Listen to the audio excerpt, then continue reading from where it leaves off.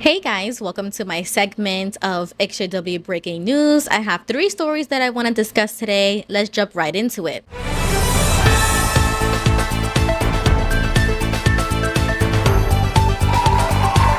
The first story is going to come out of Reddit and Silent Lambs. I'm going to read about this crazy story coming out of West Palm Beach. An elder busted for being a peeping Tom. Brother Richardson, who works at the West Palm Beach Convention Center of Jehovah's Witnesses and is the coordinator of the body of elders in the Stuart, Florida congregation, apparently has a double life. According to the arrest records below, James Richardson is accused of watching little girls and women through their bathroom and bedroom windows on multiple occasions. I'm going to skip down to the police report and I'm going to read the story of how he got caught. So the male, who was identified as Michael Repass, told the officer that him and his wife, who were also on the scene, were the residents of a house in Flamingo Avenue, where Richardson was detained. Repass told him that just prior to the call for service, his wife returned home from a friend's house. Repass said that his wife ran inside and told him that there was a fight occurring at their front yard. Repass told him that he went outside and saw that Richardson was being detained by 2 Hispanic males.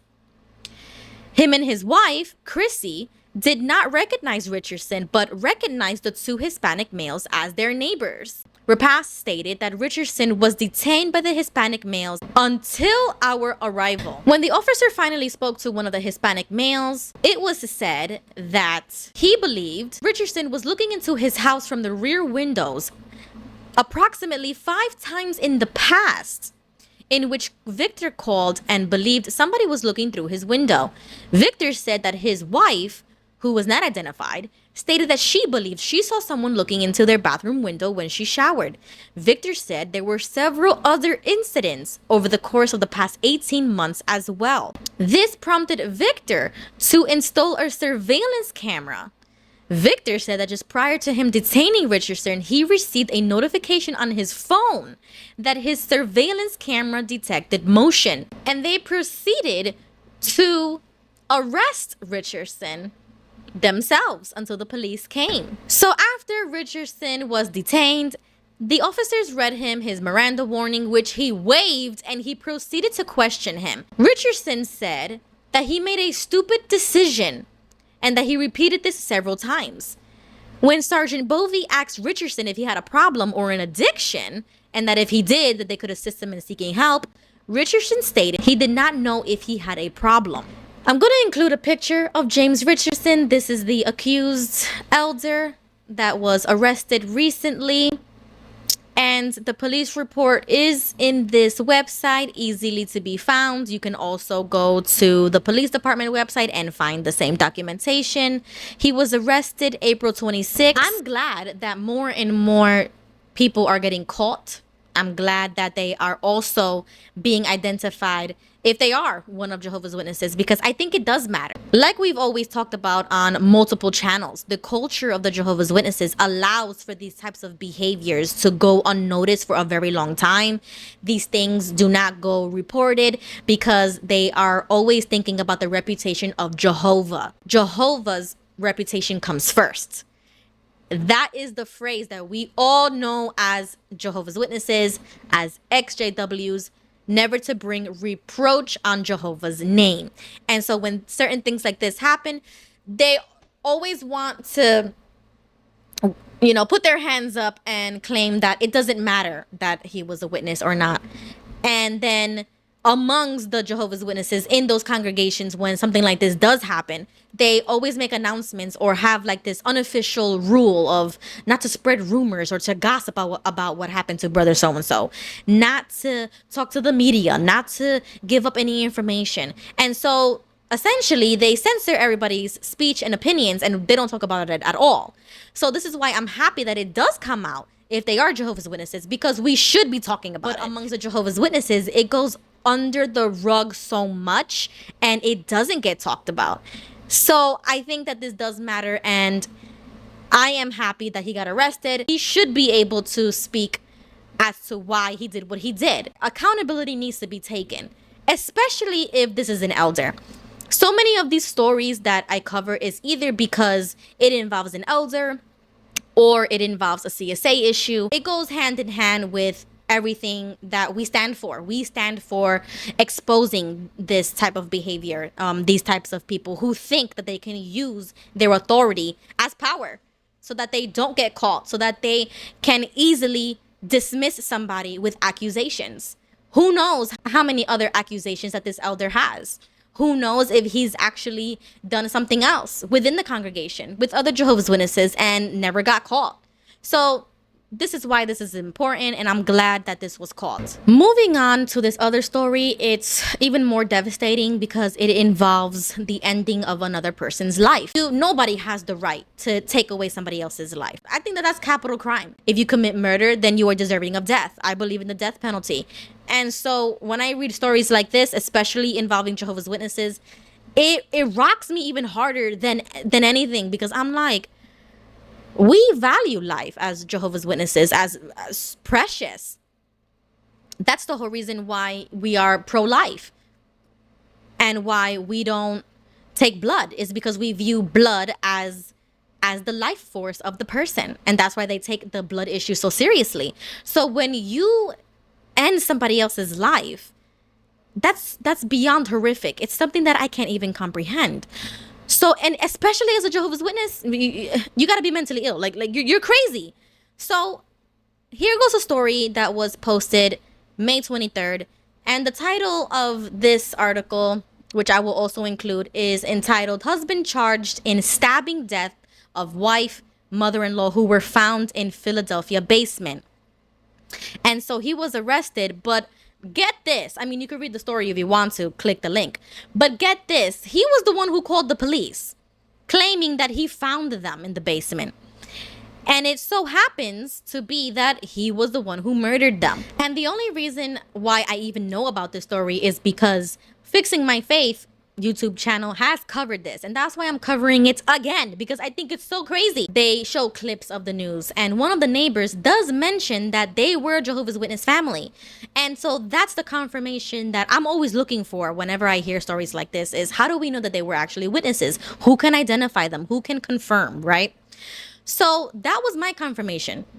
Go ahead to Fixing My Faith's YouTube channel and watch the video if you want to. You can also watch the clip that we have here on the website. Never got the help that they needed, and thinks that they can do as they please and that they won't have any consequences to them. I don't know if he's an elder or not. I can't remember, but if anybody does remember, you can let me know in the comments.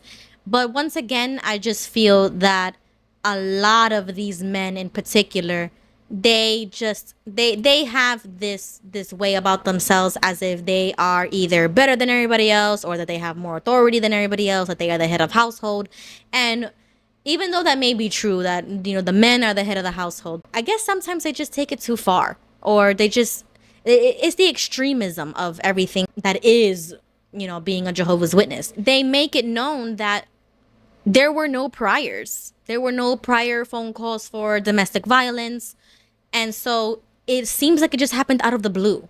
And that's what's so confusing to me, like such a mystery to me, because I always feel like I have to know what happened. Like I need to have that certainty. And when I don't have it, I feel like I need to know more. So I hope that we will find out more information somehow, because he is already arrested, he has been charged, and so I'm happy for that. In the last story, once again, I think it's another devastating and sad story. Like, oh my god, I don't know, these news segments are really getting to me, because I was following this one when it happened. Unfortunately, it was another ex-Jehovah's Witness in our community whose son went missing, and a couple of people have been talking about it, and I'm so glad that we are. But I want to also cover it.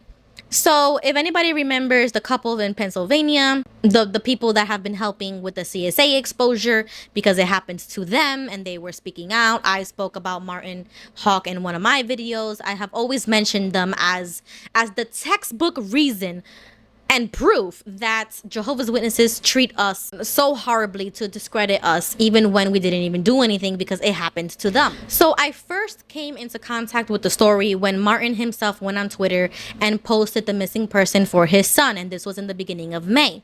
And I reposted it and I shared it, but it so much time has already passed that I did have a bad feeling about this situation, but I kept my hopes up and I just wanted him to be found.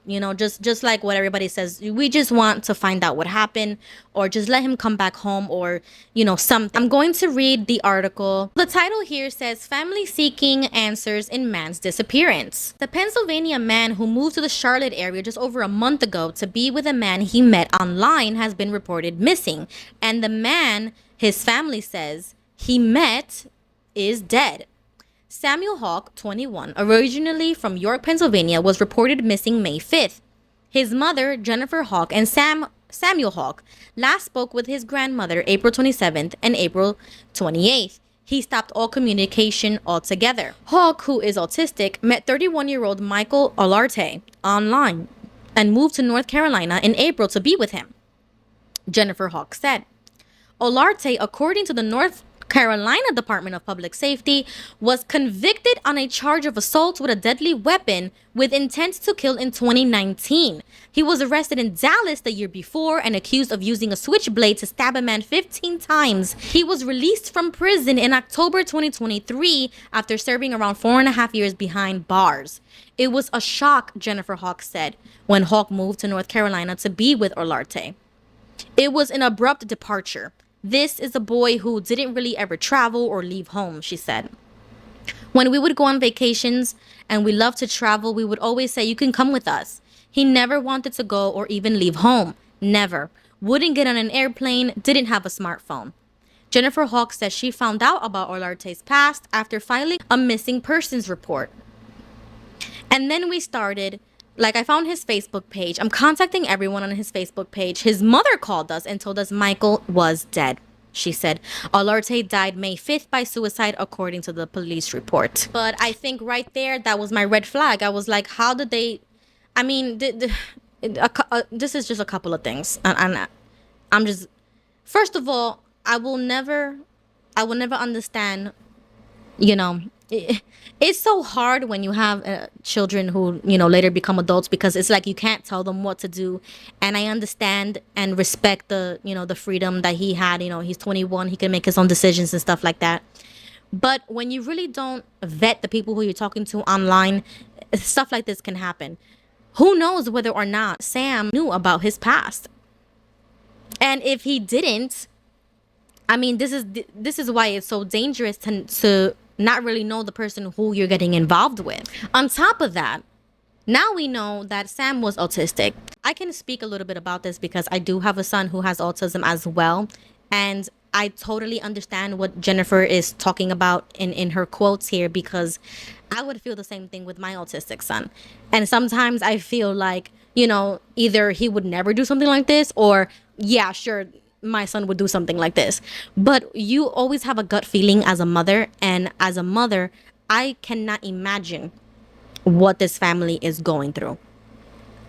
I can't imagine going through the uncertainty of not knowing where your son is, especially with the autism, because, in my opinion, I feel as if my son may not ever be able to live on his own, or he may not be able to function, at the rate of everybody else. And so sometimes I do feel like, oh, I'm gonna have to be a mother forever type of thing, which you always are. But with a child with special needs, it's like you have to go a few extra miles for that kid. And so it's a different type of sacrifice. It's a different type of love, because and patience. I can see how stressful it can be. And so that's why I think that this story kind of hit me in a different way, because I was like, this could have been my son. They can get caught up with a dangerous person and not even know it, because they might not be able to discern people's character the way that we can. So I don't know. I just feel like we just have to be more involved in our children's lives. Michael Olarte committed suicide. And so that was another red flag for me, because I felt like, why would he commit suicide? Is either he felt guilty about something, he didn't want to get caught about something. And those were my suspicions before, because even Martin put on Twitter a picture of him making a purchase with his son's credit card when his phone went out, when nobody had communication with him, and he's using his credit card to buy something. Maybe Michael was responsible, but I don't know. I just feel unsatisfied. On May 24th, Martin Hawk tweets, "My son's remains were found covered in a mulch in a field on Tuesday. His body was identified today. Michael A. Olarte is presumed to be the killer. We will have a celebration of his life in the next few weeks." I mean, it's one of our own. You know, this is our community. We only have each other to lean on. And so something really bad happened to one of us. And I feel like all of us feel it. If there's anything that we can do for this family or help this family in any way, please let him know. Go on Twitter. Please message him. Comment on that tweet below, because, you know, sometimes I feel like I wanted to say something like, "Oh, I will pray. I will pray for you." But a lot of us have a bad association to that phrase, and it can be triggering. And so that's why I felt like I didn't know what to say. I didn't want to say that I was going to pray for him, even though that I will. But, it's like, what? There's nothing that we can say, if you haven't gone through it yourself, you know what I mean? It's like, what can I say that will help this family? But I come to the conclusion that your presence, just your words, just your attention can mean so much more to anybody, that they are seen, that they are heard, and that they are not going through this alone. I always try to let people in our community know that we are not alone. We are here. We are a collective people that have come from the same experiences and know how it feels. And so we don't want to grieve alone. We don't want to live life alone. And so I'm so sad and I'm so sorry that this happened to the Hawk family. His family has been through a lot with the Jehovah's Witnesses. And now for this to happen to his son, who didn't deserve it, no matter what anybody has done, nobody deserves their life to be taken. I believe that this family needs our help and attention more so than ever. So I just want to send my thoughts, my condolences to the family. That's it for my Extra W news segment, and I want to thank everybody for watching.